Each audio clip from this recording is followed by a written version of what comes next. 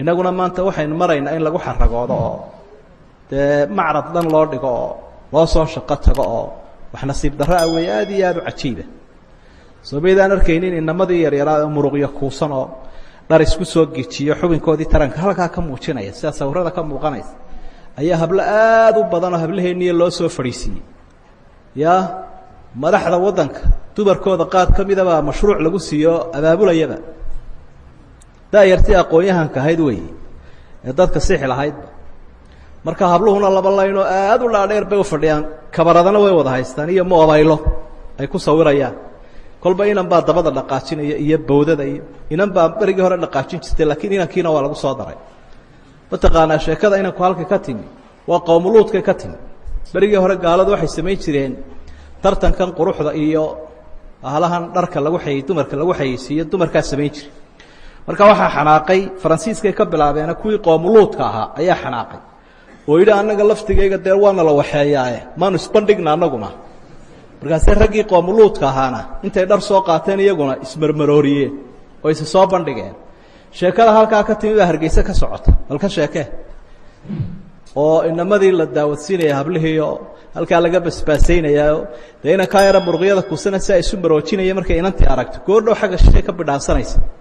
siday ku odhanaya reer hebelinan bay naga garciyeen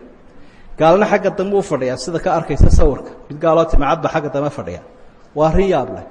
waktiga soo socdana waxaa la samaynayaa tii hablaha markaa kolka wax ka hadla la waayayo wax diida dee waa lagu wadayaa in aad waalanayso baasha isha la yidhaahdana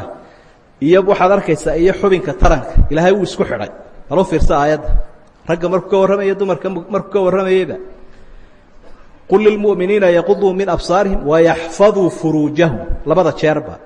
ishana ha ilaaliyeen farjigana ha ilaaliyeen macnaha waxa macruufoo la og yahay sharcigu sidaa uu inoo sheegay caqliguna sheegayaa sidoo kale daraasadaha laga sameeye caafimaadkuna sheegayaan qofka marka ishiisu ay wax aragto saamayn weyn bay ku samaysaa markaa kolkuu qofku eego jinsigii kale uu doonayay gabadhu markay nin eegto ama ninku uu gabadh eego maskaxda iyo jidhku hormoonnay soo daynayaan ama dheecaamo dheecaamadaasoo ah kuwa jinsiga iyo dareenka jinsiga kiciya markay dheecaamadaasi yimaadaan qofka waxaa ka lumaya xakamaha dheecaamadu marba marka ka dambaysa way sii badanayaan kontaroolkii iyo breegii baa ku yaraanaya maskaxda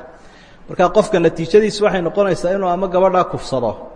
ama uu ka sinaysto ama uu biyaha xejin kari waayo iska sii daayo marka qofka hawraadkaa iyo kacdoonkaa jinsiga ee ishu ay u sababahay ay jidhkiisa ku bataanna waxaa dhici doona bay leeyihiin in ay ku yaraadaan maskaxda ama ay ka daciifaan qaybta loo yaqaano fahamka iyo xifdiga iyo istixdaaru lmacluumaat asaabiqa macnaha kaydkii hore maskaxda uu haystay iyo xusuusta iyo fahamka ila qalbigii meel buu u jeedsaday sidaa daraaddeed ayaa baabkaa ay u fiican tahay in laga xidho bay leeyihin dadka aqoonta ku mashquulsan ama baabka waxbarashada ku jira waa dadkii gaalada aha daraasadahay sameeyeen qofku isagoo waxbarashada ku jira hadduu hamada iyo jinsiga iyo waxaa dhex galo baabkii waxbarashadu ka sii jeesanaya aqoontiina abateedu ma helayo idan inkaarta ay leedahay dadkii u dhaadhacay xumaanteeda arkay baa daraasadaha ka qoray ilaahayna hore uu inooga sii degay subxaana wa tacaala marka arrintu waxay mudan tahay in dadka muslimiintii diintooda ay ku dhaqmaan oo dulnimada noocan ah ay iska daayaan taynu taladaynu bixinaynaa waa taa waajibkee meesha taalla isha in sidaa loo haystaana waa waajibe sunno maaha markay marxaladaas oo kale marayso dadkuna waxay moodayaan waxaa la xayeysiinayaa inuu dharka yahay waa inanka marka inantu ay socsoconaysa inantaa la xayeysiinaya candhadeeda barideeda jidhkeeda marka kalena waxaan la xayeysiinayaa dhar maahe dharku wuxuu hayoolbeenaa iyo marmarsiiy laakiin qofkana la xayeysiinaya oo qofka kale la leeyahy bal waa kaasa iska eego